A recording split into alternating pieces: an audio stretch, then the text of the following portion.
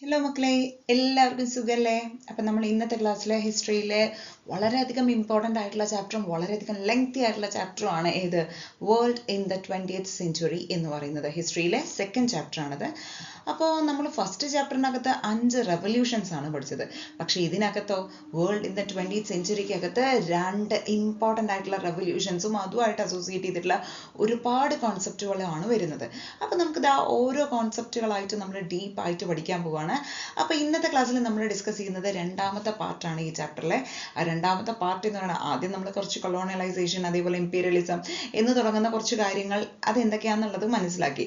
So അത് മനസ്സിലാക്കിയാൽ മാത്രമേ നമുക്ക് ഫസ്റ്റ് വേൾഡ് വാറിലേക്ക് കിടക്കാൻ പറ്റുള്ളൂ. ഓക്കെ, അപ്പോൾ നമുക്ക് ഫസ്റ്റ് വേൾഡ് വാർ എന്ന് പറയുന്ന, അതായത് നമുക്ക് എസ്സേക്ക് ഏറ്റവും കൂടുതൽ സാധ്യതയുള്ള ഒരു ടോപ്പിക്കാണ്. അപ്പോൾ ഒട്ടും വൈകാതെ തന്നെ നമുക്ക് അതിലേക്ക് മൂവ് ചെയ്യാം. എന്താണ് ഫസ്റ്റ് വേൾഡ് വാർ? അപ്പോൾ ഫസ്റ്റ് വേൾഡ് വാറിലേക്ക് കിടക്കുന്നതിന് മുമ്പ് തന്നെ ഈ ഒരു വാറിലേക്ക് കൊണ്ടുചെന്ന് എത്തിച്ച കുറച്ച് സിറ്റുവേഷൻസ് ഉണ്ട്. How did industrial revolution cause conflict among the nations? എങ്ങനെയാണ് ഇൻഡസ്ട്രിയൽ റെവല്യൂഷൻ ഈ പറയുന്ന രാജ്യങ്ങൾക്കിടയിൽ ഒരു കോൺഫ്ലിക്റ്റ് ഉണ്ടാക്കിയത്, ആ ഒരു ശത്രുത ഉണ്ടാക്കിയത്, അല്ലെങ്കിൽ നമുക്ക് പറയാം അവർ തമ്മിലുള്ള ഒരു പോരാട്ടത്തിന് ഇടവരുത്തിയത് എന്താണ് എന്നുള്ളത് നോക്കാം. So as a result of the industrial revolution in യൂറോപ്പിലാണ് നമുക്ക് ഇൻഡസ്ട്രിയൽ റെവല്യൂഷൻ തുടക്കം കുറിച്ചതെന്നറിയാം. അപ്പോൾ ഈ പറയുന്ന ഇംഗ്ലണ്ടിൽ ഈ പറയുന്ന ഇൻഡസ്ട്രിയൽ റെവല്യൂഷന് തുടക്കം കുറിച്ചതോടുകൂടി production increase ചെയ്തു on a large scale and domestic markets were not enough to sell them. ശരിയല്ലേ? പ്രൊഡക്ഷൻ കൂട്ടിക്കഴിഞ്ഞാൽ നമുക്ക് ചുമ്മാ പ്രൊഡക്ഷൻ കൂട്ടി എന്ന് പറഞ്ഞിരുന്നാൽ മാത്രം മതിയോ? ഇല്ല, ഈ പ്രൊഡക്ഷൻ കൂടിയ ഈ പറയുന്ന ഗുഡ്സ് എല്ലാം നമുക്ക് എന്ത് ചെയ്യണം? വിറ്റ് തീർക്കണം. ശരിയല്ലേ? നമുക്കത് വിൽപ്പന നടത്തണം. So as a result of the industrial revolution in യൂറോപ്പിലെ ഇൻഡസ്ട്രിയൽ റെവല്യൂഷനോട് കൂടി പ്രൊഡക്ഷൻ ഇൻക്രീസ് ചെയ്തു ലാർജ് സ്കെയിലിൽ. അപ്പോൾ ഡൊമസ്റ്റിക് മാർക്കറ്റ് പോരാതെയായി ഇതിൻ്റെ വിൽപ്പന നടത്താനായിട്ട്. So this brought the European countries to other continents for market. അപ്പോൾ മാർക്കറ്റുകൾ അന്വേഷിച്ച് യൂറോപ്യൻ കൺട്രീസ് മറ്റ് കോണ്ടിനെന്റ്സിലോട്ട് മൂവ് ചെയ്യാൻ കാരണമായി. And they competed in Europe and other continents to gain the market. അപ്പോൾ യൂറോപ്പിലായിക്കോട്ടെ അതേപോലെ തന്നെ മറ്റ് കോണ്ടിനെന്റ്സിലായിക്കോട്ടെ അവർ മാർക്കറ്റിന് വേണ്ടിയിട്ട് പരസ്പരം പൊരുതി.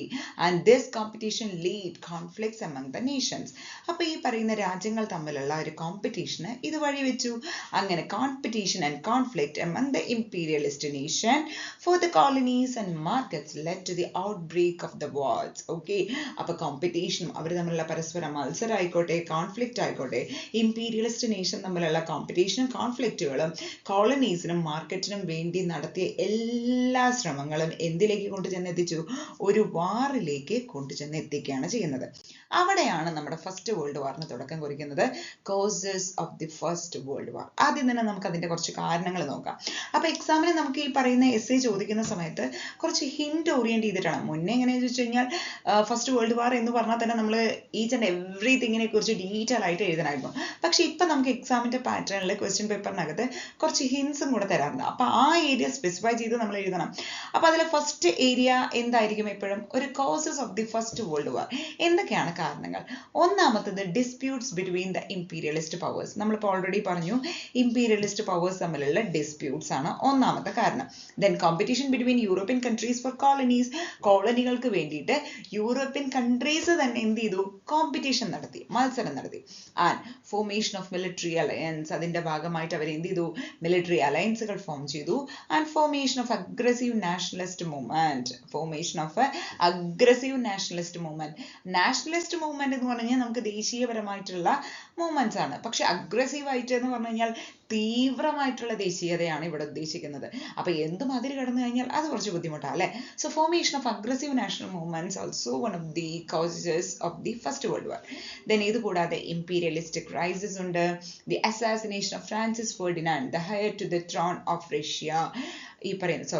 റഷ്യ അല്ല, ഓസ്ട്രിയയുടെ കിരീടാവകാശിയായിരുന്ന ഫ്രാൻസിസ് ഫെർഡിനാൻഡിനെ അസാസിനേറ്റ് ചെയ്തു, അതായത് കൊന്നു. അപ്പൊ ഇതും ഈ പറയുന്ന ഫസ്റ്റ് വേൾഡ് വാറിന്റെ കാരണങ്ങളാണ്. അപ്പൊ വളരെ കുറച്ച് കാരണങ്ങളാണ് നമ്മൾ ഇപ്പൊ ഡിസ്കസ് ചെയ്തത്. ഇനി ഇത് കൂടാതെ മറ്റു കുറച്ച് കാരണങ്ങളും കൂടി ഉണ്ട്. So the formation of military alliance നമ്മൾ already പറഞ്ഞു. Conflict between the imperialist powers and competition between the European countries for colonial gains led to the formation of military alliance. അപ്പോൾ ശരിക്കും പറഞ്ഞു കഴിഞ്ഞാൽ imperialist powers തമ്മിലുള്ള കോൺഫ്ലിക്റ്റും കോമ്പറ്റീഷൻസും എല്ലാം എന്തിലേക്ക് കൊണ്ടുചെന്ന് എത്തിച്ചു? മിലിറ്ററി അലയൻസ് ഫോം ചെയ്യുന്നതിലേക്ക് കൊണ്ടുചെന്ന് എത്തിച്ചു. അങ്ങനെ ഫോം ചെയ്ത രണ്ട് മിലിറ്ററി അലയൻസുകളാണ് ഏതൊക്കെ? ട്രിപ്പിൾ അലയൻസും ട്രിപ്പിൾ എൻറ്റൻറ്റിയും. ഓക്കെ, ഇത് രണ്ടുമാണ് മിലിറ്ററി അലയൻസുകൾ. അതിൽ ട്രിപ്പിൾ അലയൻസിലെ ഏതൊക്കെ രാജ്യങ്ങളാണ് വരുന്നത്? Germany, Italy, Austria, Hungary. Triple അലയൻസിൽ ഏതൊക്കെയാണ്? Germany, Italy and Austria, Hungary. Triple എൻറ്റിറ്റിയിൽ ഏതൊക്കെയാണ് വരുന്നത്? ഇംഗ്ലണ്ട് ഉണ്ട്, ഫ്രാൻസ് ഉണ്ട്, റഷ്യ ഉണ്ട്. അപ്പൊ ഇതൊക്കെയാണ് ട്രിപ്പിൾ എൻറ്റിറ്റിയിൽ വരുന്നത്. ഓക്കെ, അപ്പൊ triple alliance and triple entity okay അല്ലേ? അപ്പൊ ഇത്രയുമാണ് causes of the first world വാർ എന്ന് പറയുന്നത്. ഇനി നമുക്ക് ഈ അഗ്രസീവ് നാഷണലിസം എങ്ങനെയാണ് ഫോം ചെയ്യണം എന്നുള്ളത് നോക്കാം. സോ എന്താണ് ഈ അഗ്രസീവ് നാഷണലിസ്റ്റ്? ശരിക്കും പറഞ്ഞു കഴിഞ്ഞാൽ അവര് കൺസിഡർ ചെയ്തിരിക്കുന്നത് their own nations as the supreme, unjustified, whatever be the actions of their nations. അവരുടെ നേഷന് വേണ്ടിയിട്ടാണ് അവർ വാദിച്ചത്. അതേപോലെ തന്നെ അവരുടെ നേഷനെ സുപ്രീം ആയിട്ട് ഏറ്റവും പരമോന്നമായിട്ട് അവർ കണക്കാക്കുകയും ചെയ്തു. മറ്റ് രാജ്യങ്ങൾ എന്തോ ആയിക്കോട്ടെ, നമ്മുടെ രാജ്യം തെറ്റ് ചെയ്താലും എന്ത് ചെയ്താലും അതിനെ ജസ്റ്റിഫൈ ചെയ്യാണ് ആര് ചെയ്തത്? ഈ പറയുന്ന അഗ്രസീവ് നാഷണലിസ്റ്റുകൾ ചെയ്തത്. അങ്ങനെ കുറച്ച് മൂവ്മെന്റ്സ് ഉണ്ടായിരുന്നു. Pan Slav, pan German, revenge movement. These are aggressive nationalist movement. നമുക്കിത് എന്താന്ന് ജസ്റ്റ് ഒന്ന് അറിഞ്ഞാൽ മാത്രം മതി, പേര് മാത്രം നോട്ട് ചെയ്താൽ മതി, ഡീറ്റെയിൽ ആയിട്ട് പഠിക്കേണ്ട ആവശ്യമില്ല കേട്ടോ. അപ്പൊ നമുക്ക് നോക്കാം. ഇനി ഇതുമായിട്ട് റിലേറ്റ് ചെയ്ത മറ്റൊരു കാരണമായിരുന്നു ഇംപീരിയലിസ്റ്റ് ക്രൈസിസ് എന്ന് പറയുന്നത്. So the crisis were a result of Serbia with Russian assistance and Austria with Germany's support to dominate Balkans. Balkan എന്ന് പറയുന്ന റീജിയൻ ഇവർക്ക് പിടിച്ചെടുക്കണം. അപ്പൊ ബാൽക്കൻ എന്ന് പറയുന്ന റീജിയൻ പിടിച്ചെടുക്കാൻ വേണ്ടി സെർബിയ റഷ്യയുടെ സപ്പോർട്ടോടുകൂടിയും ഓസ്ട്രിയ ജർമ്മനിയുടെ സഹായത്തോടു കൂടിയും എത്തി. എവിടെ ഡോമിനേറ്റ് ചെയ്യാൻ? ബാൽക്കൻസിൽ ഡോമിനേറ്റ് ചെയ്യാൻ വേണ്ടി. സോ ഇങ്ങനെ ഉണ്ടാവുന്ന ക്രൈസിസ് ആണ് എന്ത്? ഇംപീരിയലിസ്റ്റ് ക്രൈസിസ് എന്ന് പറയുന്നത്. മൊറോക്കൻ ക്രൈസിസും ബാൽക്കൻ ക്രൈസിസും ആണ്. നമുക്ക് നോക്കാം എന്തൊക്കെയാണ് ഈ രണ്ട് ക്രൈസിസ് എന്നുള്ളത്. ഇത് എക്സാമിന് ഇത് മാത്രമായിട്ടും ചോദിക്കാറുണ്ട് കേട്ടോ, മൊറോക്കൻ ക്രൈസിസും ബാൽക്കൻ ക്രൈസിസും. അപ്പൊ രണ്ട് ഇംപീരിയലിസ്റ്റ് ക്രൈസിസ് ഏതൊക്കെയാണ്? ഫസ്റ്റ് വേൾഡ് വാറിന് കാരണമായിട്ടുള്ള രണ്ട് ഇംപീരിയലിസ്റ്റ് ക്രൈസിസ് ഏതൊക്കെയാ ചോദിച്ചു കഴിഞ്ഞാൽ Moroccan crisis and Balkan crisis. അപ്പൊ നമുക്ക് മൊറോക്കൻ ക്രൈസിസ് നോക്കാം. ഇതൊരു സീക്രട്ട് ആയിട്ടുള്ള ഒരു ട്രീറ്റി സൈൻ ചെയ്തു. ആരൊക്കെ തമ്മിൽ? ബ്രിട്ടനും ഫ്രാൻസും തമ്മിൽ ഒരു സീക്രട്ട് ആയിട്ടുള്ള ട്രീറ്റി സൈൻ ചെയ്തു. എന്നാണ് സൈൻ ചെയ്യുന്നത്? 1904 സൈൻ ചെയ്യുന്നു. ഇതനുസരിച്ച് അപ്പൊ ഒരു സീക്രട്ട് ആയിട്ട് രഹസ്യമായിട്ടുള്ള ഒരു ഉടമ്പടിയാണ്. അപ്പൊ അതനുസരിച്ച് Britain recognise the claim of France over Morocco. മൊറോക്കോയുടെ മേലുള്ള ഫ്രാൻസിന്റെ അവകാശം ആരംഗീകരിച്ചു കൊടുത്തു? ബ്രിട്ടൻ അംഗീകരിച്ചു കൊടുത്തു. So according to this Britain recognise the claim of France over Morocco. മൊറോക്കോയുടെ മേലുള്ള ഫ്രാൻസിന്റെ ഒരു അധികാരം ആരംഗീകരിച്ചു കൊടുത്തു? ബ്രിട്ടൻ അംഗീകരിച്ചു കൊടുത്തു. The French claim over Morocco was opposed by Germany. പക്ഷെ ജർമ്മനിക്ക് ഇത് ഇഷ്ടമായില്ല.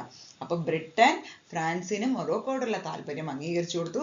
പക്ഷെ ജർമ്മനിക്ക് അത് ഇഷ്ടമായില്ല. So which send battle ship to the Moroccan port Agadir. അപ്പൊ ജർമ്മനി എന്ത് ചെയ്തു? ജർമ്മനി ഒരു അഗഡീർ എന്ന് പറയുന്ന മൊറോക്കോയുടെ പോർട്ടിലേക്ക് യുദ്ധ കപ്പലുകൾ, ബാറ്റിൽ ഷിപ്സ് അയച്ചു. So France agree to transfer a part of French Congo to Germany. അപ്പൊ ഫ്രാൻസ് എന്ത് ചെയ്തു? ഇനി വെറുതെ യുദ്ധത്തിനൊന്നും നിൽക്കണ്ട, എന്റെ ഭാഗമായിട്ടുള്ള ഫ്രഞ്ച് കോങ്കോ ഞാൻ ജർമ്മനിക്ക് വിട്ടുകൊടുക്കാം എന്നവിടെ ഫ്രാൻസ് തീരുമാനിച്ചു. അപ്പൊ ജർമ്മനി എന്ത് ചെയ്തു എന്ന് പറഞ്ഞു? Germany agreed to concede Morocco to France in return. Okay, അപ്പൊ ജർമ്മനി പറഞ്ഞു ഓക്കെ, നീ നിന്റെ ഭാഗമായിട്ടുള്ള ഫ്രഞ്ച് കോങ്കോ എനിക്ക് തരുന്നുണ്ടല്ലോ, അപ്പൊ അതിന് പകരമായിട്ട് നീ മൊറോക്കോ നീ തന്നെ എടുത്തോളൂ എന്ന് ജർമ്മനി പറഞ്ഞു. Thus the problem was solved temporarily. However, their rivalry continued.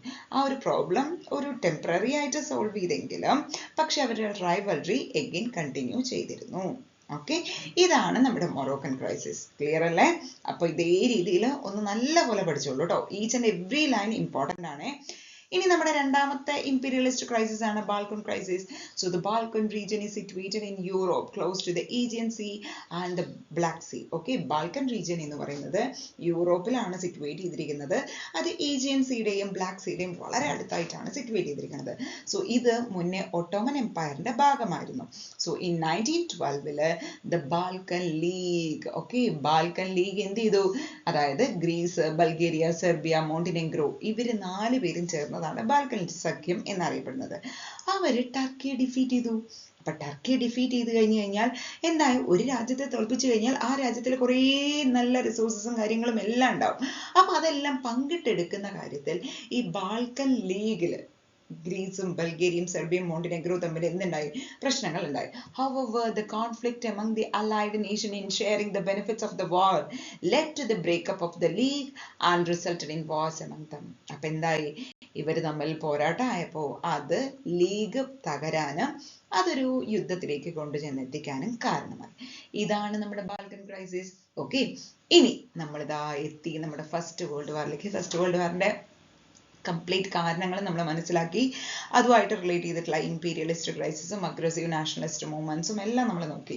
ഇനി നമ്മൾ ഫസ്റ്റ് വേൾഡ് വാറിലേക്ക് എത്തി. So the assassination of Francis Ferdinand, the heir to the throne of Austria. അപ്പോൾ എന്താണ് ഇതിന്റെ കാരണം എന്ന് പറയുന്നത്? ഫ്രാൻസിസ് ഫെർഡിനാൻഡിനെ കൊന്നു. ആരാണ് ഈ ഫ്രാൻസിസ് ഫെർഡിനാൻഡ്? ഓസ്ട്രിയയിലെ കിരീടാവകാശി, heir to the throne of ഓസ്ട്രിയയുടെ കിരീടാവകാശിയാണ് ഫ്രാൻസിസ് ഫെർഡിനാൻഡ്. ആളെ അസാസിനേറ്റ് ചെയ്തു. ആരായി അസാസിനേറ്റ് ചെയ്യുന്നത്?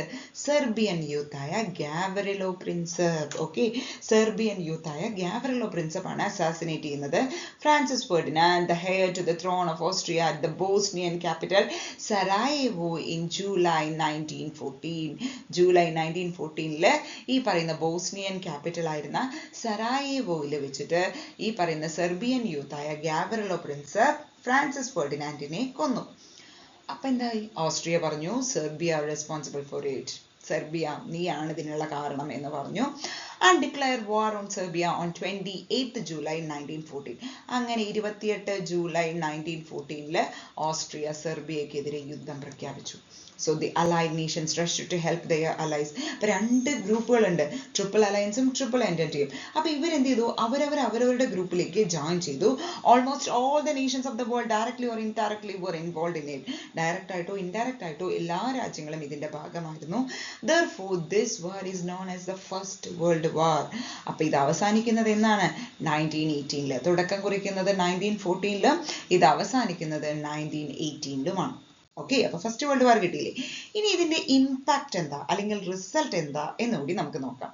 So over 10 million people lost their lives or were injured in the war. അപ്പോൾ ഏകദേശം 10 മില്യൺ ആളുകൾക്ക് അവരുടെ ജീവിതം നഷ്ടപ്പെടുകയോ അല്ലെങ്കിൽ യുദ്ധത്തിൽ പരിക്കേൽക്കുകയോ ചെയ്തിട്ടുണ്ട്. Agriculture, industry and communication system were destroyed. അഗ്രികൾച്ചറും ഇൻഡസ്ട്രിയും കമ്മ്യൂണിക്കേഷൻ സിസ്റ്റം ഇതെല്ലാം ഡിസ്ട്രോയ് ചെയ്യപ്പെട്ടു. പോവർട്ടി, അൺഎംപ്ലോയ്മെന്റ് ആൻഡ് ഇൻഫ്ലേഷൻ ഇതെല്ലാം ഇൻക്രീസ് ചെയ്തു. പോവർട്ടി, ദാരിദ്ര്യം, അൺഎംപ്ലോയ്മെന്റ്, തൊഴിലില്ലായ്മ, ഇൻഫ്ലേഷൻ, വിലക്കയറ്റം ഇതെല്ലാം കൂടി. ഇനി economic dominance of Europe diminished. ഈ പറയുന്ന യൂറോപ്പിന്റെ എക്കണോമിക് ഡോമിനൻസ് കുറഞ്ഞു. Liberation movements in Asia and Africa strengthened. അതായത് ഏഷ്യയിലും ആഫ്രിക്കയിലുള്ള സ്വാതന്ത്ര്യത്തിന് വേണ്ടിയുള്ള, ഇൻഡിപെൻഡന്റ് ആവുന്നതിന് വേണ്ടിയുള്ള പോരാട്ടങ്ങൾ സ്ട്രോങ് ആയി. In a bid to bring about peace in the world, league of nations was formed. അപ്പൊ ലോകത്തിന് സമാധാനം വീണ്ടെടുക്കാനായിട്ട് league of nations, okay, league of nations form ചെയ്യാണ് ചെയ്യുന്നത്. ഓക്കെ, ഇത്രയാണ് നമ്മുടെ ഫസ്റ്റ് വേൾഡ് വാർ റിലേറ്റഡ് ആയിട്ട് നമുക്ക് പഠിക്കാനുള്ളത്. ഇനി നമ്മുടെ അടുത്ത പാർട്ടില് ഇതിന്റെ ഇമ്പാക്റ്റ് ആയിട്ട് നമുക്ക് ട്രീറ്റി ഓഫ് വേഴ്സൈൽസ് വരുന്നുണ്ട്. അതേപോലെ തന്നെ ഫാസിസം, നാസിസം, ഇതുമായിട്ട് എക്കണോമിക് ഡിപ്രഷൻ ഉണ്ടാകുന്നത്, ഇതെല്ലാം നമ്മൾ അടുത്ത ക്ലാസ്സിൽ പഠിക്കും കേട്ടോ. അപ്പൊ ഫസ്റ്റ് വേൾഡ് വാറും അതുമായിട്ട് കണക്ട് ചെയ്തിട്ടുള്ള കുറച്ച് ക്രൈസിസും എല്ലാം നമ്മൾ ഈ ഒരു ക്ലാസ്സിൽ നമ്മൾ ഡിസ്കസ് ചെയ്തു. അതിന്റെ കോസസ്, എന്താണ് ഫസ്റ്റ് വേൾഡ് വാർ, അതിന്റെ ഇമ്പാക്ട് അല്ലെങ്കിൽ റിസൾട്ട് എല്ലാം നമ്മൾ ഡിസ്കസ് ചെയ്തു. അപ്പൊ ഈ ഒരു വീഡിയോ കാണുന്നതോടൊപ്പം തന്നെ നിങ്ങൾക്ക് ഈ ഏരിയാസ് എല്ലാം ക്ലിയർ ആവും വേണം കേട്ടോ. അപ്പൊ എന്തെങ്കിലും ഡൗട്ട് ഉണ്ടെങ്കിൽ ഒന്ന് ചാറ്റ് ബോക്സിൽ അല്ലെങ്കിൽ കമന്റ് ബോക്സിൽ ഒന്ന് മെൻഷൻ ചെയ്തോളൂ. Anyway, thank you so much for watching today's session. അപ്പോൾ സബ്സ്ക്രൈബ് ചെയ്യാനും സപ്പോർട്ട് ചെയ്യാനും മറക്കല്ലേ മക്കളെ. അപ്പൊ കൂട്ടത്തിൽ നിങ്ങളുടെ കൂട്ടുകാർക്ക് എല്ലാവർക്കും ഷെയർ ചെയ്യുക. അപ്പൊ നമുക്ക് അടുത്തൊരു പാർട്ടിൽ നമുക്ക് അടുത്ത വീഡിയോയിലൂടെ കാണാം. So till then, thank you and have a nice day. By.